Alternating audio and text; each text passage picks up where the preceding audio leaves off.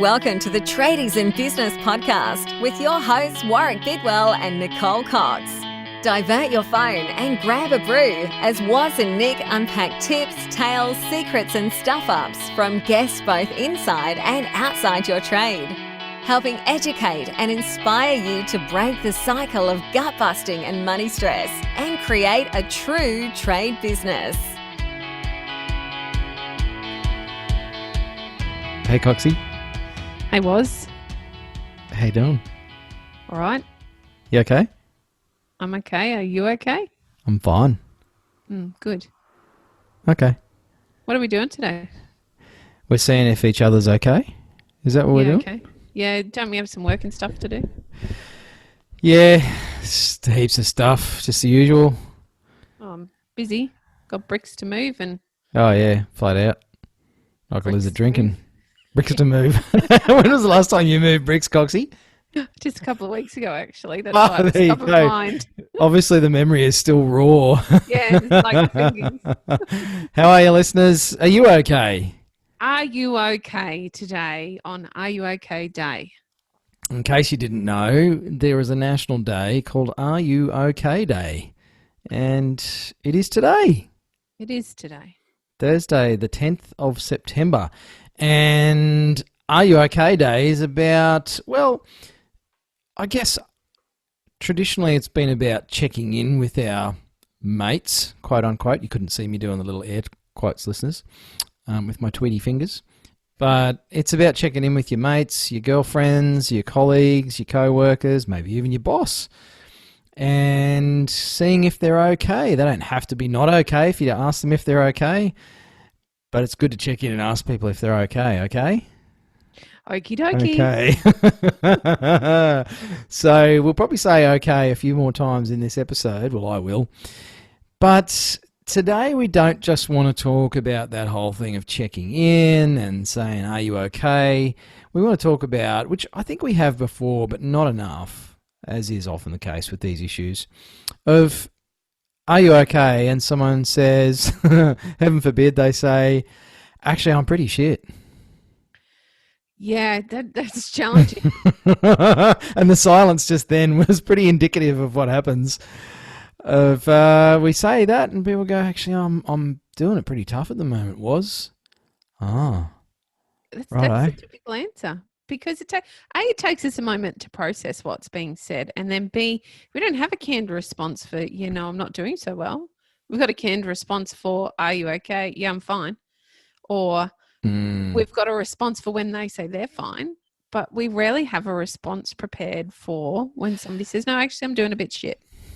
It seems to be the usual dynamic here is someone asks if you're okay and they give the fob off. It's like, yeah, I'm fine, thanks. Or I'm not too bad. Or I'm all right. And then the asker, who asked, are you okay in the first place, is like, oh, phew, thank goodness. Yes, it's so often the case. Now I can just get on with my day. Oh. Yeah, I did my good deed. Yeah. On my merry way. And it was interesting recently, my father passed away last month, and a few people close to me, including you, Coxie, know how significant an event that was, and some of the fairly unique circumstances surrounding my father's passing.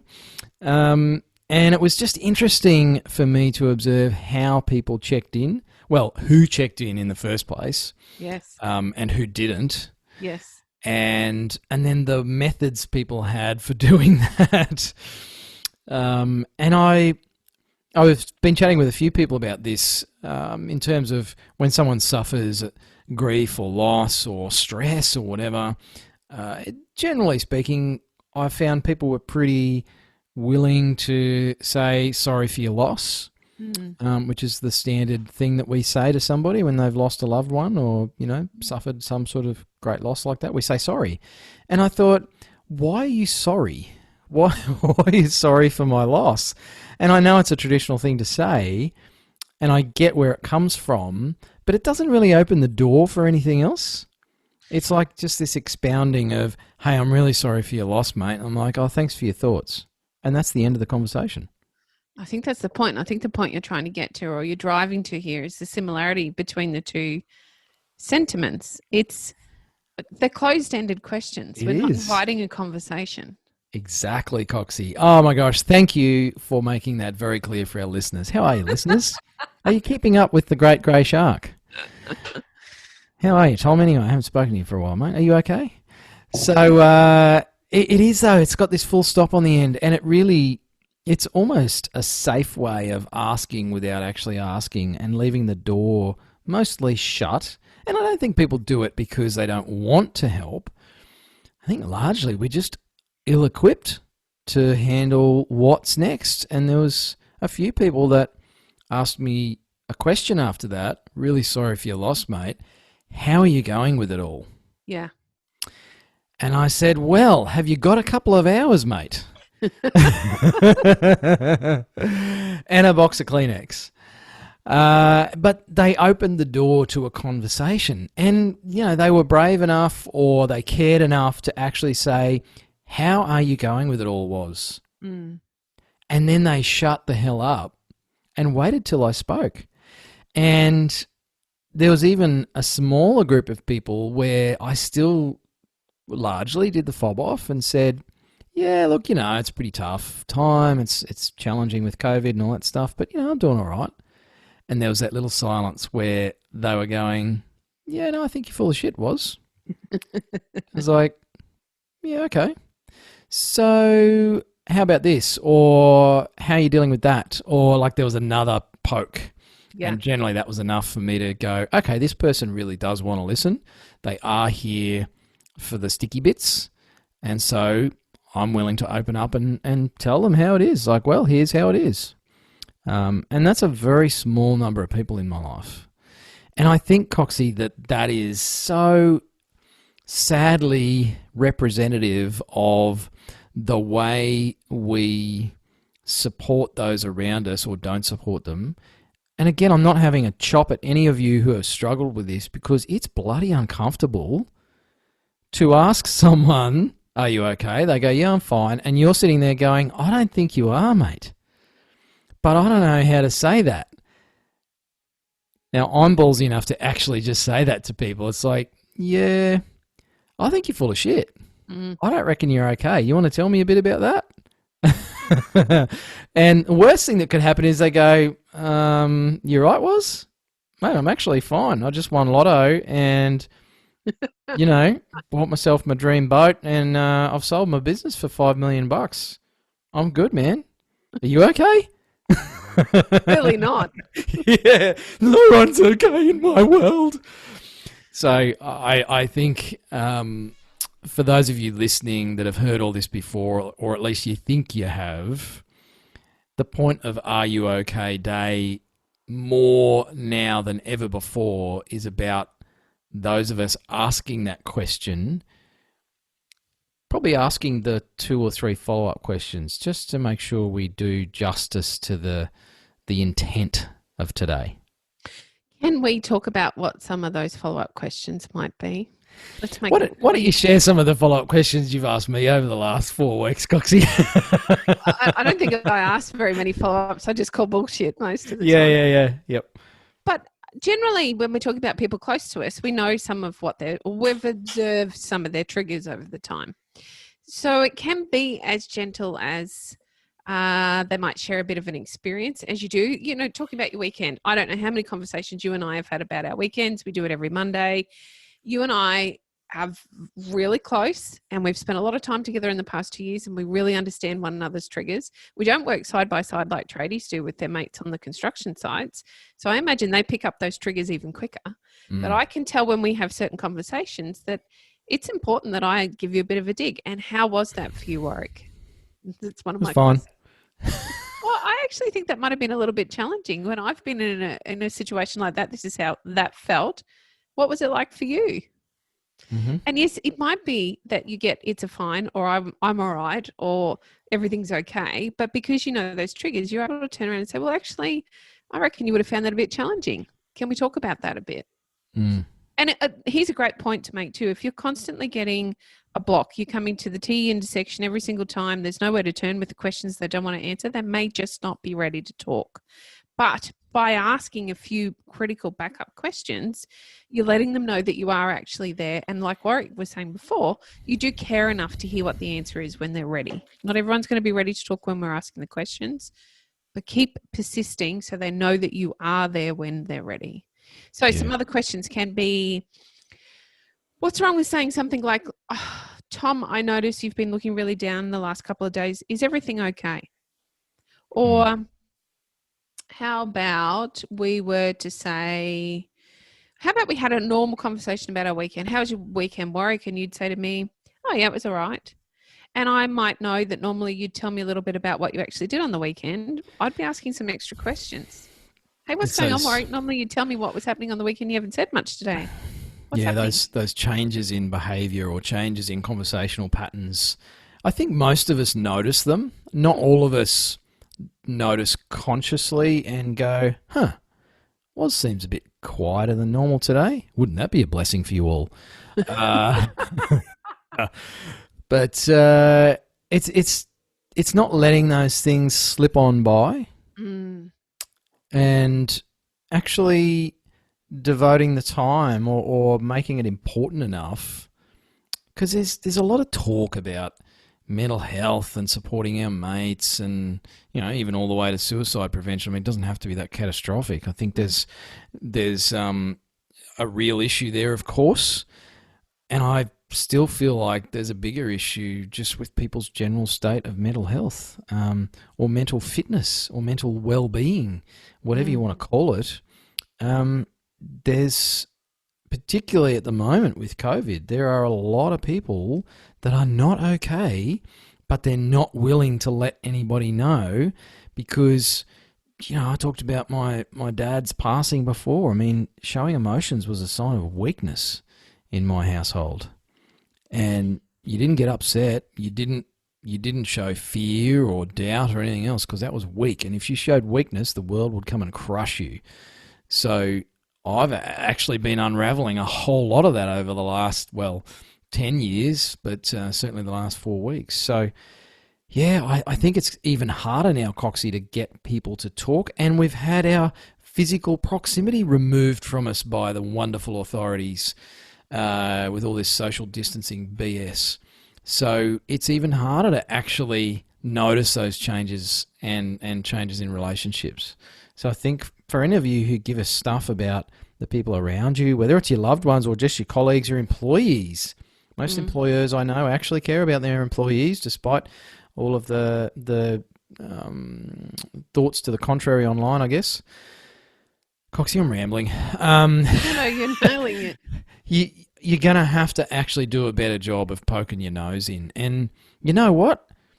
I wish more people would poke their nose into other people's business in a positive way like this, on a day like today, Are You OK Day, than all the other nose poking that goes on and the virtue signalling and all the other crap we have online. If people diverted that energy, it's turning into a ranty episode. If people diverted that energy, the trolling, hating, criticism, into actually checking in with people online and seeing someone's comment. Imagine if you saw someone's snide comment on a post on the OP and having a chop at them because they asked a dumb question in a group about, I don't know, how to smoke meat slowly in a slow roasters group on Facebook. Just, you know, a friend of mine is in one that he told me this story. And someone asks a question that's pretty basic, and then you get these people going, oh, mate, if you don't know that, you know, you're a moron, or perhaps you should go back and read your books about, you know, mathematics, or, it's like, well, they're learning. What if you said, hey, man, here's some information, but the person who did the hating post, imagine if someone said, hey, hateful person, are you okay? Problem is you lose context because they'd fire back and go, F you, Jack. Absolutely. It's a fair question. Either way, it's a good call, is it not? Yes. Check it in. There's a reason why they're exploding in such a nasty fashion. Yes. Maybe they're unwell. Maybe they need a vent.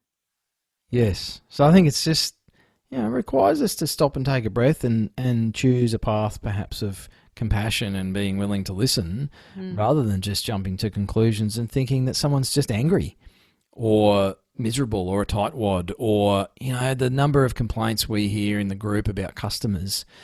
And I think sometimes I wonder what's going on for that customer, though. Yes, exactly. I wonder why they're reacting that way, or why they're being so fearful or critical or aggressive. Maybe no one stopped and said, "Hey, mate, are you okay?" Yeah, it's a good point you raise. And this isn't just, we talk about this quite broadly because this is a subject that infiltrates every part of our lives, and we have the opportunity many times a day to have bigger conversations with the people around us. And I think we get so bogged down with being busy, or busyness, the B word that we don't allow here at Tradies in Business, that we forget that we're human and those around us are human, and we all suffer from the same conditions in life, i.e. stress, busyness, overwhelm, sadness, unhappiness, all of those not so pleasant feelings. And when they come one upon another over and over, it can be really difficult to pull out of that, no matter how mentally fit or well you would ordinarily be. Times like this is a really good reflection of that. We've got some amazing members who have struggled over the last 6 months because they're just being dealt blow after blow after blow. And we've been blessed enough to be in a position to have some conversations with them. But I'm now seeing in our group some bigger conversations happening. It's not just us with our members, it's our members together. Understanding that, this is a really tough time. I need to take some time out of my day to hear you so that you can feel valid about what your issue is. Therefore, you are able to then move through to a solution rather than being stuck. And for us, and when I say us, I mean all of us listeners, you too, you can be having those conversations every day. It just takes a moment of your time to actually listen and hear what somebody has to say, share in their discomfort, share in their passion, share in their happiness, their joy, or their sadness and frustration. You have an opportunity to be there for that, contribute to the conversation, make the person feel valid, and that can be life-changing for them in a very small way from you, can really change the path or the direction that they're on. So our big, challenge to you all today is please don't just ask, are you okay? Be prepared to ask some bigger questions and hang around for the conversation that comes after. And do it again next week and the one after. And every single time you're presented with the opportunity, understand that's actually a blessing and take that opportunity. And I suppose to put a bit of a bow on this, Coxie, there is a website, and it is RUOK, just the letters, RUOK.org.au, and there are actually some questions on there. It is the focus for Are You OK this year of the badge that they've got on here. There's more to say after Are You OK? Oh, I like it. Some of the questions on their homepage is what you're going through isn't easy. It's good we can talk about it. That's tough. Keep talking. I'm listening. Or the one that I like here is, have you been feeling this way for a while? That's a good one, isn't it? And, there's suggestions here about checking in with them again next week with the person that you've asked, and not just doing, as is generally the case with, my father's situation, and many of us have lost loved ones, where we get the outpouring of support for a day or two after, and then crickets. And that's okay. We're all busy. Life moves on. But 4 weeks later, I have some people still checking in with me, and I'm fine. I'm great. I'm back into life, and there will always be sadness around that event. But it's actually really nice to know that some people think about it more than just when they see it posted on social media. And I think that's really important when you ask someone who's not okay, that you stay there and support them for a week, a month, 3 months, and check in with them. It could be a Facebook Messenger text, an SMS, whatever your chosen medium is, but just a little poke. And the fact that they know that you're thinking of them enough to ask them again is often enough to help someone move toward you, or to take some action, or to open up a little more. So it's that follow-up that's really, really important. So ruok.org.au, there's some fantastic resources there. how to ask. There's news and events you can host, more information about the day itself. If you're a part of our community, then you can always ask Coxie and I for help, and you can ask fellow members for support. We try and keep an eye out on people. You and I messaged someone recently just off a post we saw them make on Facebook, and we got in touch with them privately just to check in and see if they're okay, because it was not their usual behaviour online. So perhaps just be extra vigilant today and for the next week or so, and just keep an eye on the people around you and just notice if anything's changed for them, and have the courage to stand by them. Please remember, it's a blessing that somebody trusts you enough to share what's happening in their lives. I don't believe anybody in our community would ever react negatively or have a laugh at somebody's expense, but it is worth bearing in mind that that piece of information that you're gifted with is exactly that, a gift, something to be treasured, shared and heard, validated, make them feel like they're not alone by hearing what they have to say. And maybe one final thought, Coxie, for all the blokes listening to this. When someone shares some information with you, just remember you don't necessarily have to fix it right now. Oftentimes it's good enough just to listen. Because there's a great adage around this that I learned from a life coach many years ago that I did some work with. Healing is listening. Mm-hmm. And for the person who's maybe doing it tough, listening to themselves speak can be very healing for them. And all you have to do as the asker is to sit and just create that space for them to talk it out. And often, and you probably have experienced this yourself, listeners, when you've talked about a problem to somebody else, it suddenly feels a lot less scary and you can deal with it a lot more. So if you're asking someone, are you okay? And they say, no, I'm not actually, blah, blah, blah, blah, blah. Resist the urge to try and give them solutions. Say, right, well, what we need to do is this, because often that'll just make them feel worse. It's probably the hardest part of listening, I think, is not finding a solution. Yes, I do struggle with that one, Coxie. So my solution is to stop talking, give you the website again, ruok.org.au, or if you're on Facebook, find us at Tradies in Business, public page, there's a group. You can hit our website as well, tradiesinbusiness.com.au, and get on board and get the ears working. Thanks for listening. Hooroo. You've been listening to the Tradies in Business podcast with Warwick Bidwell and Nicole Cox. Find out more about today's guest, tools for your trade business and other cool stuff at tradiesinbusiness.com.au.